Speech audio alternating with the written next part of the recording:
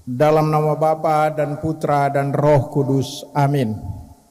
Saudara-saudara sekalian yang sangat kami kasihi, belum lama ini, beberapa hari yang lalu, saya diminta untuk memberikan refleksi tentang Pancasila, sila kedua kemanusiaan yang adil dan beradab. Dan refleksi ini disiarkan di seluruh Indonesia. Dalam refleksi itu, saya secara khusus atas nama kemanusiaan yang adil dan beradab, saya membela orang Papua yang tidak jarang direndahkan dan diremehkan. Bahkan tahun lalu mereka dikatakan oleh orang tertentu sebagai monyet. Mereka, orang Papua, bukan binatang. Mereka adalah manusia. Manusia gambaran Allah, harus dikasihi dan dihormati. Yang meremehkan mereka adalah orang-orang yang tidak adil dan tidak beradab. Memang refleksi ini cukup disenangi. Saya mendapatkan berita menjadi viral di Papua dan orang senang. Tetapi juga tentu ada yang kecewa dengan refleksi ini. Mungkin mereka anti Pancasila dan anti Indonesia. Ada seorang wartawan Katolik di sana mengirim WA kepada saya, kecewa. Saya tidak tahu dia Katolik atau kafir juga. Saudara-saudara sekalian yang terkasih, sering kalau kita menyuarakan kebenaran, menyuarakan kebaikan, menyuarakan kemanusiaan, sering kita juga mengalami perlawanan. Ada orang yang tidak menyukai kita, membenci kita dan menfitnah kita. Tetapi saudara-saudara sekalian, apakah kita takut? Apakah kita menyerah? Apakah kita mundur? Karena ada salib, ada penderitaan. Karena mewartakan kebaikan Tuhan. Apakah kita harus akhirnya ikut arus saja, turut mewartakan kekerasan dan sebagainya? Saya sangka tidak. Kita dengar tadi dalam bacaan Injil Misa hari ini, kata-kata Yesus kepada ke-12 muridnya, janganlah takut kepada mereka yang memusuhimu, dan janganlah takut kepada mereka yang hanya dapat membunuh tubuh, tetapi yang tidak berkuasa membunuh jiwa. Tetapi takutlah Dia yang berkuasa membinasakan baik jiwa maupun tubuh di dalam neraka. Saudara-saudara sekalian, seperti Nabi Yeremia yang kita dengar dalam bacaan yang pertama tadi,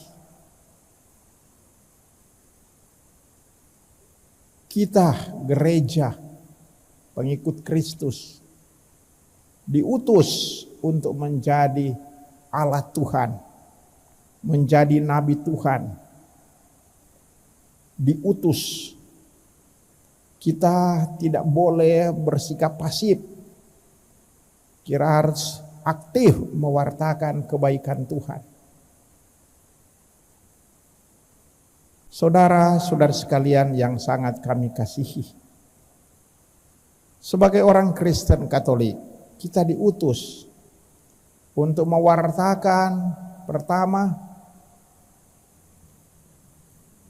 cinta kasih kepada Allah. Kita harus di mana-mana mengungkapkan bahwa Tuhan itu adalah baik. Tuhan itu Maha Penyayang dan Maha Kuasa, berkuasa atas segalanya. Kita mewartakan bahwa Tuhan telah menciptakan dunia dan manusia. Tetapi sekaligus juga Tuhan telah menebus bangsa manusia. Ada dosa, ada maut. Seperti kita dengar dalam bacaan kedua tadi. Tetapi kasih karunia Allah mengatasi dosa dan maut itu. Allah adalah baik. Allah memberikan berkat-berkat yang istimewa kepada kita. Dan ini kita harus saksikan. Kita harus wartakan kebaikan Tuhan. Kita tidak boleh diam. Kita bersyukur bahwa Tuhan kita adalah baik. Dan selanjutnya saudara-saudara sekalian, kita juga dipanggil dan diutus menjadi nabi, menjadi alat Tuhan untuk mewartakan cinta kasih kepada sesama. Kita wartakan lewat tindakan kita, lewat kata-kata kita, lewat perbuatan kita, lewat sikap kita. Kita wartakan kasih kepada sesama, keramahan, kelembutan. Kita wartakan juga keadilan. Kita wartakan perdamaian. Kita wartakan kejujuran. Pokoknya kita wartakan kasih kepada sesama. Bukan hanya dengan kata-kata, terlebih dengan tindakan kita. Bahwa sungguh berbahagialah kita kalau kita mengasihi sesama. Kita wartakan bahwa kita anti kekerasan. Kita wartakan bahwa kita anti dusta. Kita wartakan bahwa kita anti penyelewengan, korupsi dan sebagainya. Kita wartakan juga bahwa kita anti perceraian di dalam keluarga. Sebagai orang Kristen Katolik, kita wartakan kesetiaan atas janji-janji kita, entah janji perkawinan, janji imamat, janji hidup membiara. Kita wartakan. Kita wartakan juga bahwa kita anti perusakan lingkungan, laut, hutan, juga udara. Kita wartakan sebagai orang Kristen Katolik bahwa kita sungguh mendukung kebersihan. Kita wartakan disiplin, keteraturan, ketertiban di dalam masyarakat. Kita wartakan bahwa politik anti kemanusiaan adalah politik yang tidak beradab. Ekonomi yang anti kemanusiaan adalah ekonomi yang tidak beradab. Bahkan agama yang seringkali membolehkan pembunuhan, membolehkan juga orang dianiaya, diperlakukan sebagai binatang. Kita wartakan bahwa agama anti kemanusiaan adalah agama yang bertentangan dengan Allah sendiri. Agama mewartakan kebaikan, cinta kasih. Saudara-saudara sekalian, kita dipanggil untuk menjadi alat Tuhan, menjadi nabi Tuhan seperti Nabi Yeremia, seperti juga Yesus sendiri. Tetapi resiko adalah salib. Dan seringkali kita orang Kristen Katolik akhirnya mengalami bahwa kita disingkirkan karena kita Katolik, karena kita salib.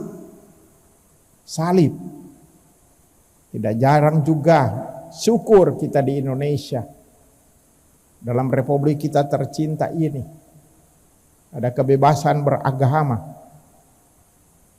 tidak ada mayoritas dan minoritas dalam melaksanakan agama, semua diperkenankan beribadah kepada Tuhan. Tapi tidak jarang juga kita mengalami sebagai minoritas, kita disingkirkan, tidak diperkenankan untuk membangun gereja dan sebagainya. Tetapi hanya segelintir orang saja yang seringkali tidak suka dengan kita.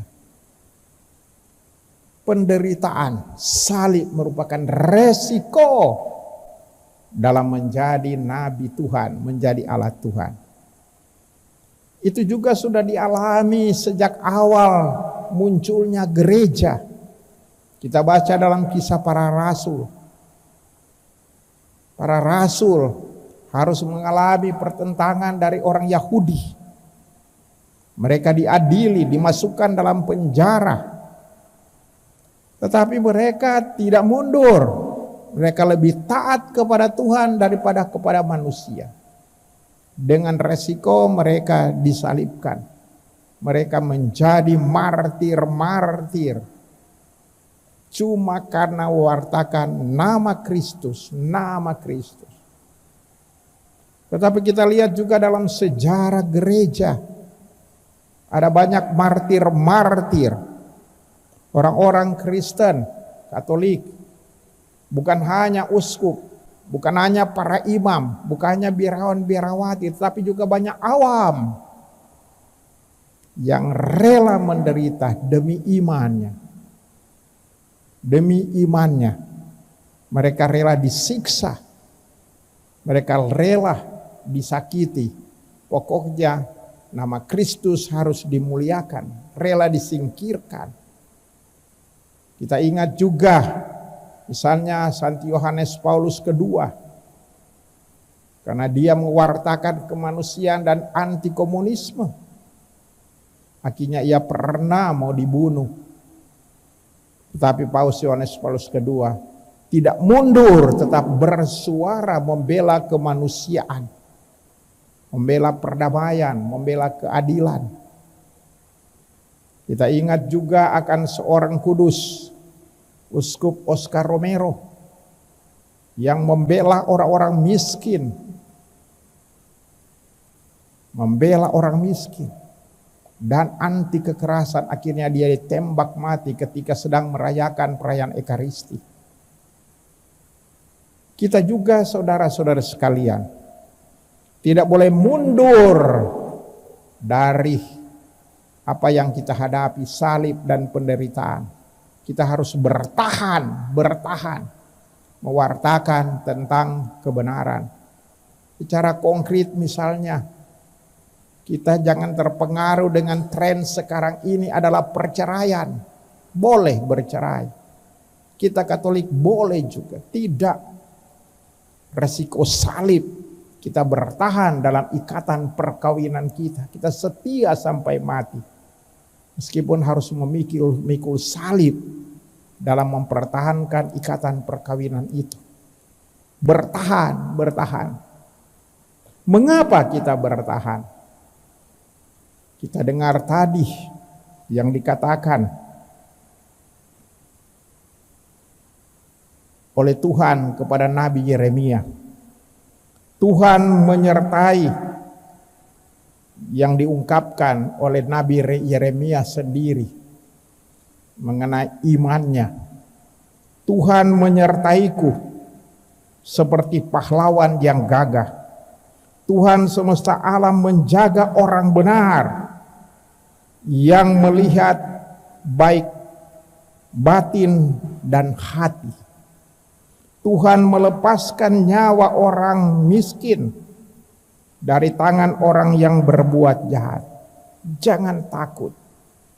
Tuhan menyertai kita bagaikan seorang pahlawan. Tuhan menguji hati kita, batin kita. Atau seperti kita dengar hadis, atau seperti saya ungkapkan di awal khotbah ini, kata-kata Yesus yang membuat kita harus kuat.